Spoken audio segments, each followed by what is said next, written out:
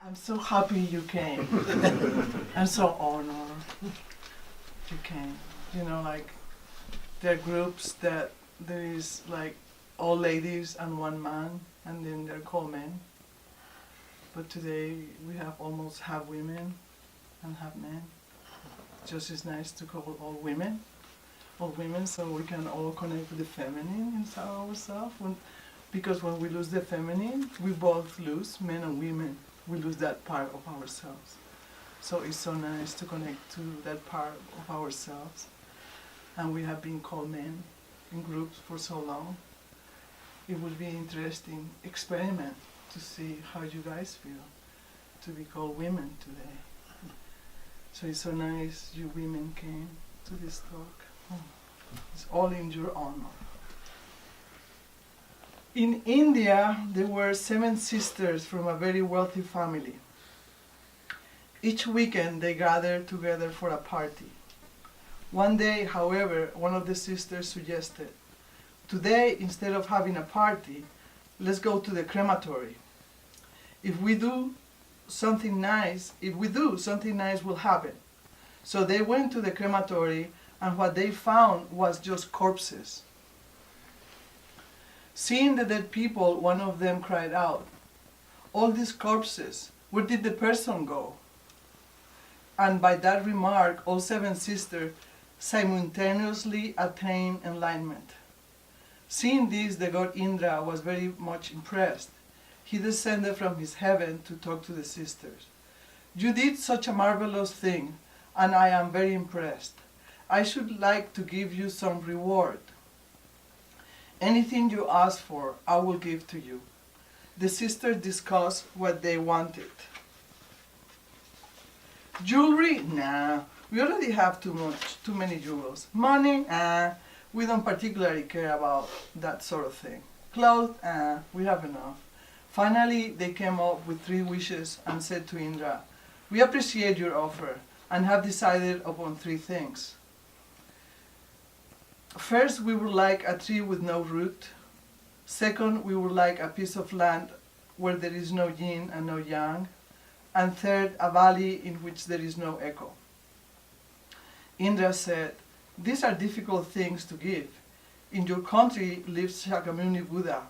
He will be able to grant you these 3 things that you want." Master Dogen wrote about this incident in his volume, the Shobogenzo. And he comments on these 3 wishes: the rootless tree, the land where there's no duality, and the valley where there's no echo. And he says the rootless tree is the oak tree in the garden. Now this comes from the koan of Joshu, when a monk asked him, "What's the meaning of Bodhidharma coming from the west?" And he said, "The oak tree in the garden." And this question, what's the meaning of Bodhidharma coming from the west, could be, what is the most important teaching in Buddhism? Or what's the meaning of Zen? And what's the meaning of your life? And Joshu says, the oak tree in the garden. So, asking what's the meaning of Bodhidharma coming from the West, these could all be very complicated questions which could precipitate very complicated but shallow answers. But Joshu's answer is so simple and deep. The oak tree in the garden. This rootless tree is expressed as the very state of emptiness. The oak tree is an empty tree. It's a tree that does not have a separate consciousness, other than being a tree. Therefore, as we say in Zen, it has no leaves, no trunk, no bark, no roots, like we chanted this morning in the Heart Sutra. No eye, no ear, no nose, no tongue, no body, no mind. So if a tree were chanting the Heart Sutra, that's what it would say. No leaves, no trunk, no bark, no root.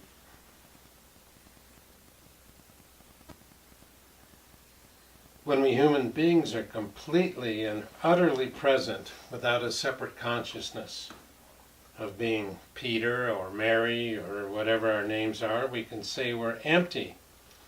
We can say we have no eye, no ear, no nose, no tongue, no body, no mind. When we are in a state of emptiness. And in that state, it's the no eye that sees, the no ear that hears, the no nose that smells, the no hands that touch. We have dropped off the concepts of body and mind. When we've dropped the boxes of concepts, we experience the real thing without constraints. We're in a state of emptiness when we do not artificially divide self and other. Or saying it in different words, we do not cling to the content of the mind by attempting to establish reference points. You did this to me. I said that to you. Yesterday, tomorrow, today, etc. In his book, A Spectrum of Ecstasy, Gapa Choyan Rinpoche says, emptiness is the essence of being. It is this emptiness which allows to manifest. Emptiness is the most salient quality of what we are. It is the ground of being. Energetic being arises from this emptiness as the play of energy. A material being arises from this energy as the play of form. Each tree is different. Some are small, some are big, some are straight, and some are crooked. What is wrong with it? Being crooked is just crooked. Being straight is just straight. Some of us may think that straight is better than crooked. We establish reference points in accord with our conditioning, in accord with our inner wounding. Many reference points are created at the time of our inner wounding. In a state of emptiness, we see beyond our wounding. A glimpse of emptiness helps us to heal some of our conditioning and propel us to keep entering deeper into this realm of emptiness, of space, of blinding luminosity. No reference point, no fear, no eye, no ear, nose, tongue, body, or mind. The three questions the sister asked are all about the experience of emptiness. In a way, these three questions are not different at all. They all encourage the experience of no fear and no eye, no ear, no nose, no tongue, no body, or no mind. There is a koan about a tea lady. This koan does not form part of the traditional study of koans, but it is as good as any other koan. In our current times, it keeps coming to our attention that women have been violated since time immemorial. The feminine has been violated since time immemorial. The earth is suffering, the ground is suffering, the trees are suffering, the animals are suffering, our bodies are suffering, nature is suffering. We have all been violated. Men and women, we are all suffering. Actually, since the beginning of patriarchy, women have been denied their basic right of owning their own bodies. The earth is being denied her basic right of owning her own body and her own creatures. Thus I take great pleasure in illustrating this great matter of emptiness using the wisdom of one of the many unknown women in our tradition who live close to Zen monasteries, selling tea and cookies and becoming enlightened with very little help from the Zen master who lived in the monasteries. Baso, Nansen, and another monk went to call on Master Joshu. On the way, they met a woman whom they asked, "Which way is to Joshu?" She said, "Right straight ahead." This seems to be very common among these old ladies that sell tea. They all say straight ahead. Well, this is the second one I have. But there's a multitude, you know. Basu said, "The river is deep. Can we cross it or not?" So she was straight ahead. She was pointing to the river. The woman said, "It does not wet the feet. It does not wet the feet." Ha! Here it is again. It does not wet the feet. How can crossing a river does not wet the feet? When we are in a state of full presence, all of our usual conceptual dichotomies vanish. Crossing the river becomes crossing the river. It is not that I, with my arms, feet, and body of separation, are crossing the river. It is a state of emptiness. Body and mind dropped away is crossing the river. It is a deeper state of mind than our usual superficial state of mind. But it is in our mind. It's just a deeper state of our own mind. We all have it. We just have to dive a little deeper. Samu, work practice gives us an opportunity to thoroughly put ourselves in a unified state of activity through taking care of the bathrooms, the kitchen, the yard, the garden, the autumn leaves, or whatever else you might be doing. When we eat the meal with no mouth. Pull the dead sunflowers with no hands.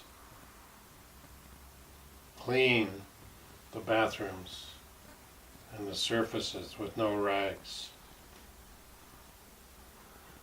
Rake the leaves with no rake. There's a verse that's part of a poem that says, "Empty-handed yet holding a hoe." Empty-handed yet holding your spoon. The dichotomy of self and other vanishes. It's called samadhi. When samadhi is very deep, even the physical body disappears. It's only consciousness, bright and clear. It's only Buddha mind. Among the Buddha's most fundamental teachings is a principle of impermanence. Everything changes. We can see that things change. Right now the weather's turning colder, the leaves are falling. Relationships change. People die. Our Dharma brother Soten has a serious illness. But somehow we're not aware of constant change. Consequently, we live in a self-centered way, primarily because we want to believe that there's something that does not change. And that something happens to be me. Sure, we can see changes as we grow older in our physical body, but we continually project our fantasies that reinforce the self-centered view. In one way or another, we're all self-centered. And when we examine it, we realize that this view invites suffering.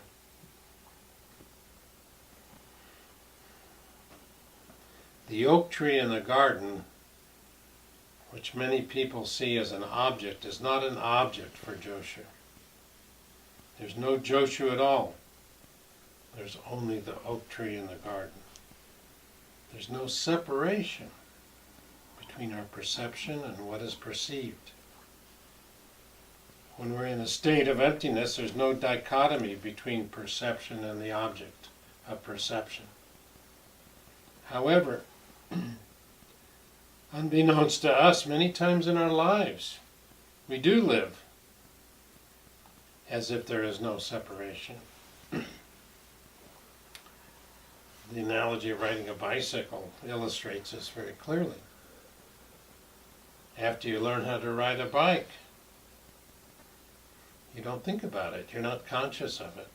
You just rotate the pedals and maintain your balance without thinking. No division between you and the bike comes up in your conscious mind. You are really freely riding. The bike is riding you and you're riding the bike.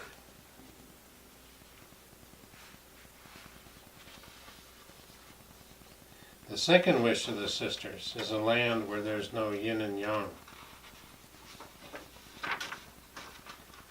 The land where there's no yin and yang is the land where dualism doesn't exist.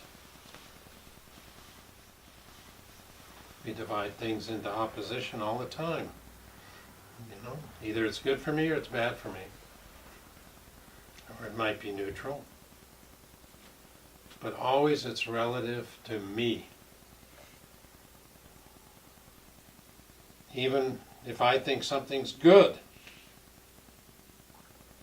it can cause problems. What you think of as good isn't necessarily good for me, and what I think of as good isn't necessarily good for you.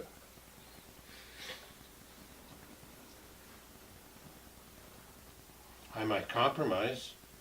I might understand why you think it's good, but then I might not. Who creates good and bad? It's always I. If we don't grasp onto the I, then what? Hakuin says in Song of Zazen, this very place is a lotus land. This very body is the body of Buddha. This land is Dharmadhatu, or the realm of the Dharma. It is the uncaused, immutable totality in which all phenomena arise, dwell, and pass away. Of course, when we talk about it, we miss the mark. These words are only to inspire you to experience it for yourself. Dogen said that this land without yin and yang is the crematorium itself. Seeing the dead people, one of the sisters cried out, all these corpses, where did the person go? Where did the person go?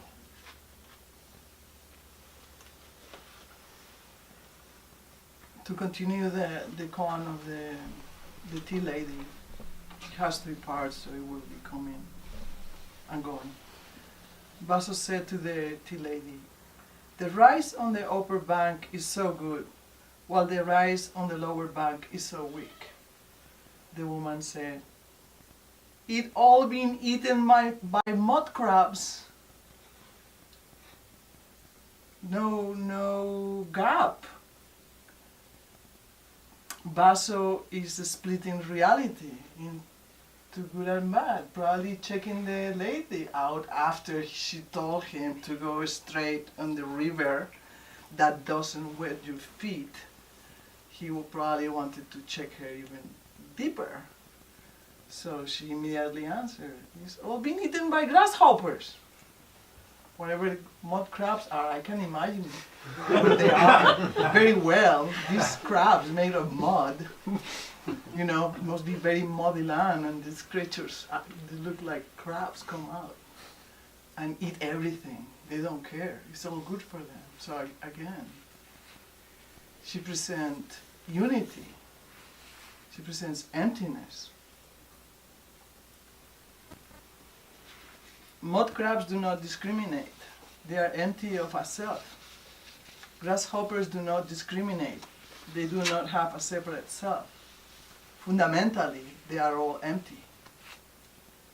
In the Heart Sutra says, form is emptiness. Emptiness is form. Can we see emptiness through form? Can we see form through emptiness? Where all the people who have died go? Where did our ancestors go? The third wish of the sisters is a valley where there is no echo. Vaso said, this is the third time that Vaso checks the old lady. The grain is quite fragrant, the woman said. It has no smell. She's a superwoman.